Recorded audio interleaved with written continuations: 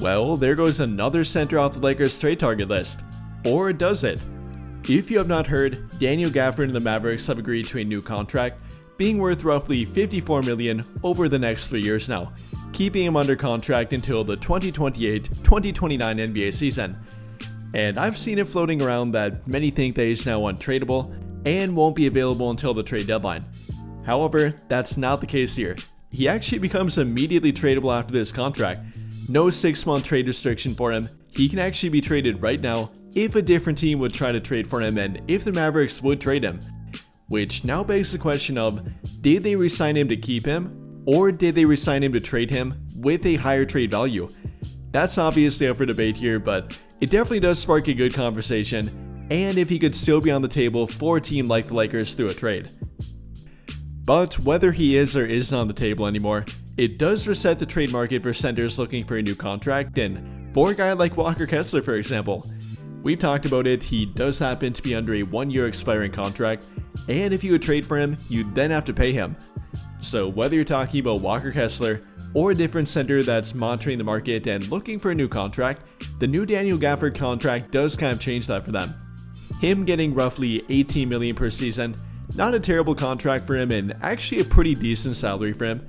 Yes, it does sound like a lot, but that actually puts him at the 106th highest paid player next season, comparable to guys like Kevin Huerter, for example, Patrick Williams, Keldon Johnson, Grayson Allen. So yeah, not that terrible, especially not for a 26-year-old Daniel Gafford, who still will be 29 at the end of that contract, likely still being in the prime or tail end of his prime in the NBA. And with that in mind here, how does that change and actually improve his trade value? Will that mean the Mavericks actually will trade him, or does that mean they'll keep him and actually take him off the trade block?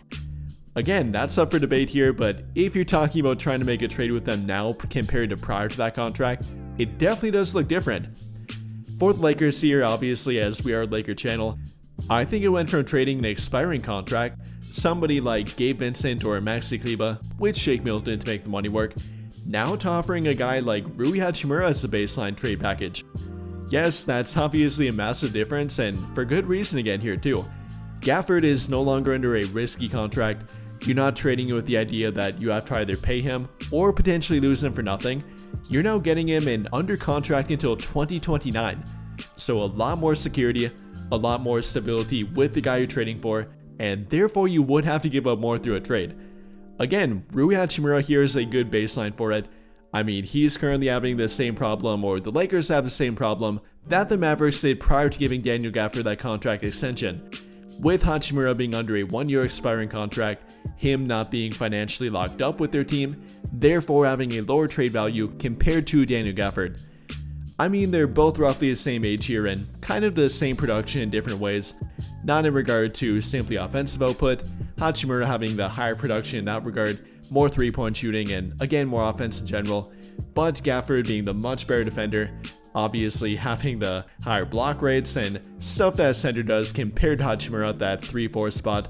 But again, with him now being locked up long term, that gives him more of a higher trade value and therefore it would take more to get him. Not only Hachimura here, but even maybe a first round draft pick with him. At the bare minimum, probably a first round draft pick swap or two, and that's a lot to give up for Daniel Gafford, even with a new contract. So talking about what it would take to get him now compared to that contract extension, I'm not sure I feel as good about it anymore.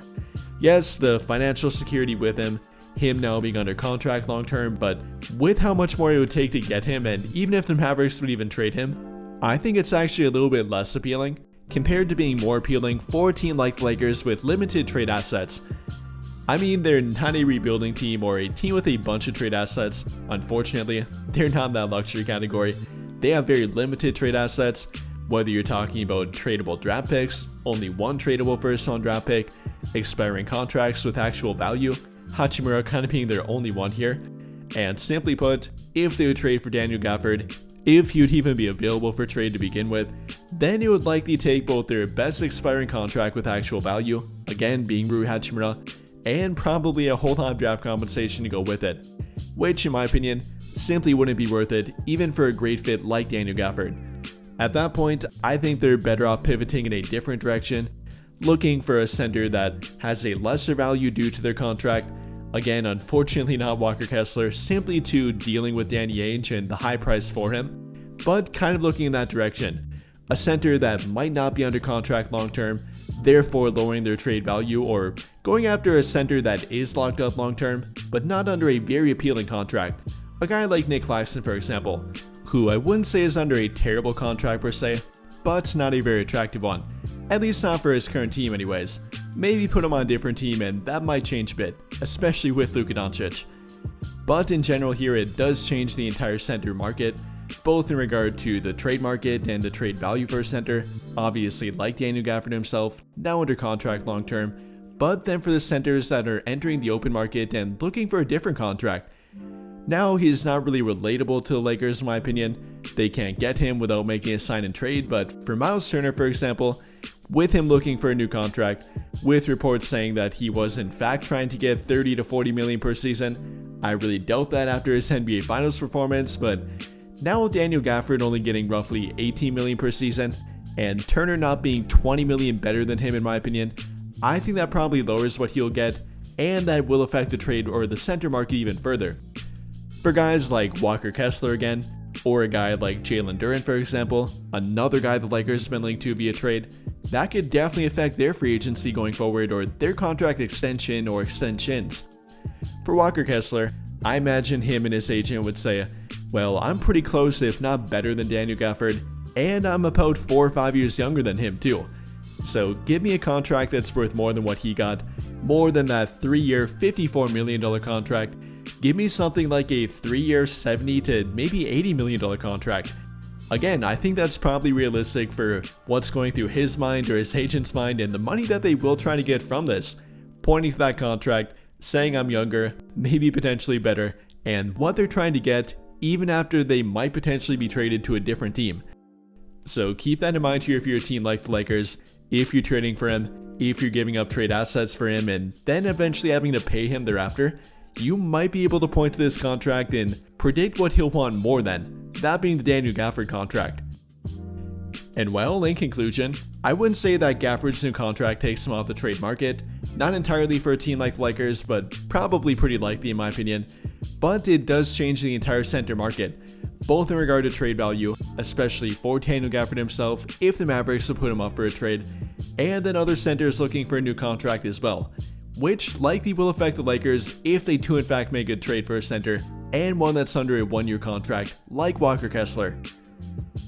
And with that being said, what do you guys think? How do you feel about the new Daniel Gafford contract? Do you think he was worth it? Not worth it? Is he now off the trade market or potentially on the trade market for a higher trade value? And then how do you think that affects other centers on the trade market or free agent market too? Let me know your thoughts in the comments down below. But I think that'll pretty much do it for this one. And if you enjoyed the video, then I'll greatly appreciate it if you dropped a like, subscribe to the channel if you have not already, and hit that notification bell to never miss out when I upload a video. But as always, thank you for watching and have a great day or night.